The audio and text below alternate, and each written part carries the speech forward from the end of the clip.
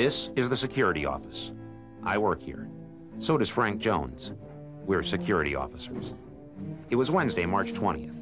We planned to update a security briefing and process some travel reports. Kind of a quiet morning. My name's January. Joe January. That's your third. Third? Third cup of coffee. Guess I'm a little slow getting started this morning. Trouble sleeping? You could say that. That's because you aren't married, Joe. Look at me. Slept like a baby. You know why? Suppose you tell me. It's the pineapple rings, Joe. You lost me. Pineapple rings.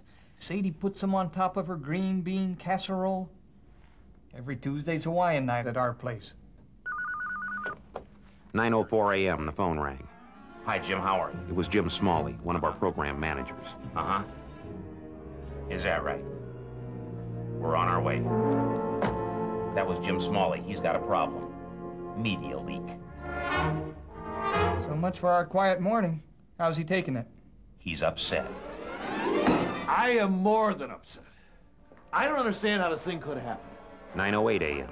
Frank and I met with Jim Smalley and with his associate, Mike Riley. We proposed a couple of new sites. Real hush-hush stuff. Uh-huh. So what's the problem?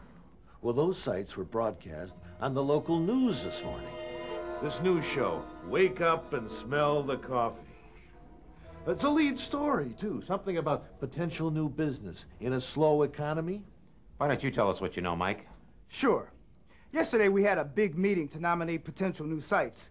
We decided on 2, and we all knew to keep it to ourselves. Uh-huh. Go on. Well, the meeting ended at 3 o'clock. Larry Thompson down in contracting faxed a memo to the site POCs, basically describing our requirements and asking them to recommend a date for us to conduct a site survey. Just between you and me, it wouldn't surprise me if we had a leak at the first site. Yeah? How do you figure? Try talking to Jeff Gleason. That guy claims he's too busy to worry about security. Says it gets in the way of operations. After a media surprise, the easy conclusion is that someone on the inside talked. 10:20 a.m. We went to the contracting office to interview Larry Thompson. Yeah, we had that meeting yesterday. So, what do you need to know? What happened after the nomination meeting? Well, I knew that management was hot to get those surveys underway. I mean, everybody's been talking about site choices for months, right? In fact, I was talking to Tom Larson yesterday. He's in training, If you right? don't mind, we're only interested in the facts you sent. Just the facts, sir.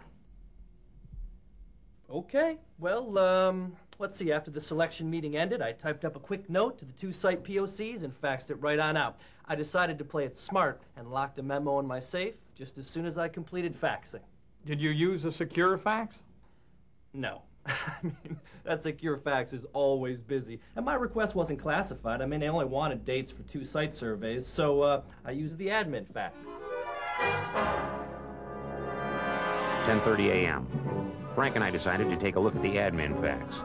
We wanted to see where it was located and if there were any obvious security problems. Oh, sorry about the mess, but the admin area needed a new coat of paint. Well, here it is. Is it on now? Oh, yeah.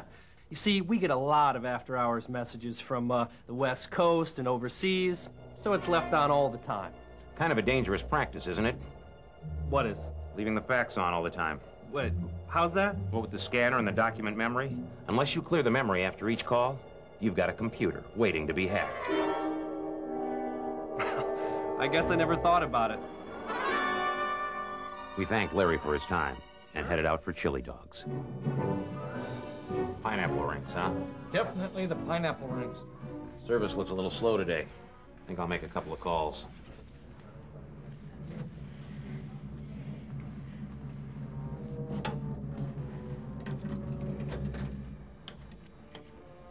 "1:15 p.m. I called the POC at the first site. Yes, sir. Joe January, security office. He'd received his fax around 4 p.m. the previous day, briefed his boss, and locked up the papers until he could draft a reply. They were still in his safe. Thank you, sir. With no leads there, I called the POC at the second site and hit pay dirt.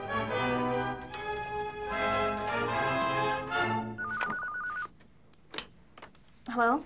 Yes, ma'am. January from security. I need to talk to you about a fax. What fax? The one requesting dates for a site survey. It should have reached your office yesterday afternoon about 4 o'clock or so.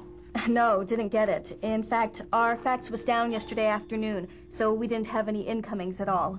Thank you, ma'am.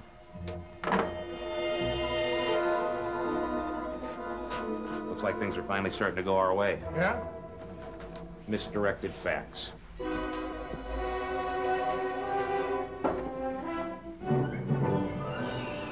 "1:36 p.m. We decided to look at the admin fax again. What about the painters? Can we keep this area clear for a while? Not a problem. Do you have the transmission confirmation receipts from yesterday? Sure. I mean, they should be around here somewhere. Aha. There we go. Here we are. Yesterday, 3:57 p.m. 759-8016. Is that the correct fax number? I'm sure it is, but you can always double-check the fax log if you want. 759-8018. There's your problem. Final digit is different. Yeah, I wonder. Larry, do you have a phone book? Yeah.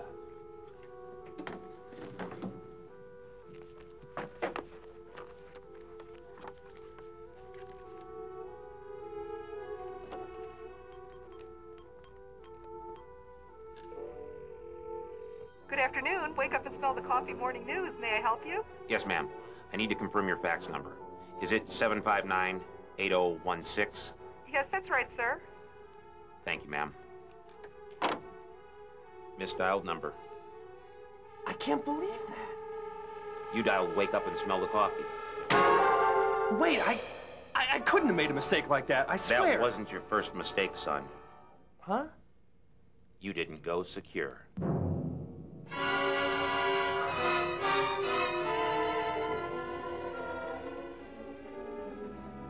Case closed.